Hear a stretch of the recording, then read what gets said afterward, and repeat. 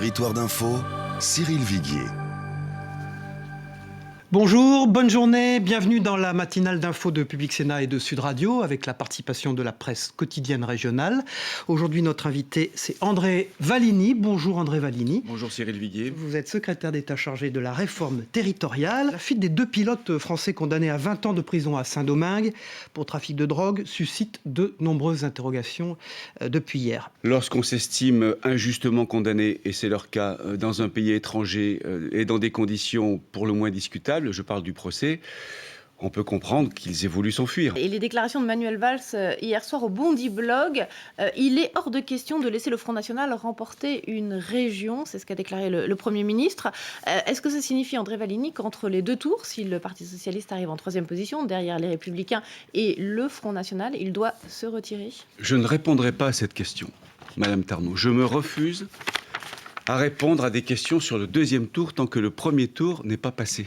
Nous allons tout faire pour faire comprendre aux Français, de gauche notamment, qu'il s'agit d'élections régionales, pour élire des exécutifs et des conseillers régionaux.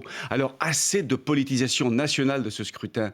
André Vallini, vous ne pouvez pas écarter quand même l'idée du contexte national. Manuel Valls a relancé clairement l'idée hier soir d'un front républicain quand il dit qu'il ne faut pas laisser Marine Le Pen gagner, enfin le Front National gagner une région. Donc lui, il se positionne clairement. Non. Vous savez aussi qu'il y a des élus socialistes qui ne sont pas d'accord. Vous êtes divisés entre vous. Il a dit qu'il faut tout faire pour empêcher le Front National de gagner. Je suis d'accord.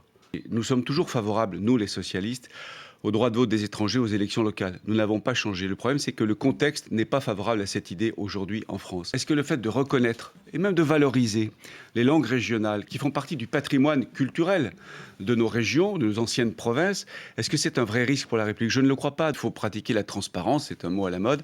Il faut qu'un élu, de la République, maire, conseiller général, conseiller régional, lorsqu'il décide de parrainer la candidature d'une femme ou d'un homme à la présidence de la République, rendre public ce parrainage, bien sûr. En Aquitaine, le chômage a baissé 2 fois plus qu'au niveau national.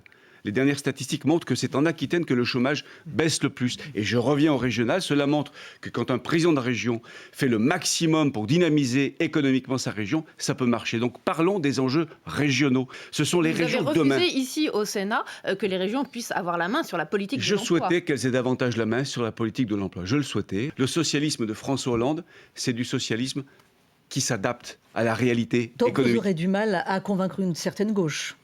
Je ne désespère pas que cette certaine gauche, comme vous dites, devienne réaliste. Alors nous irons au Congrès des maires, leur expliquer pourquoi nous baissons les dotations et pourquoi nous réformons la DGF. La DGF, elle est devenue illisible, très compliquée et injuste. Elle aggrave les inégalités. C'est pourquoi nous allons faire cette réforme de la dotation globale de fonctionnement. Merci André Vallini. Merci. Au revoir et à demain.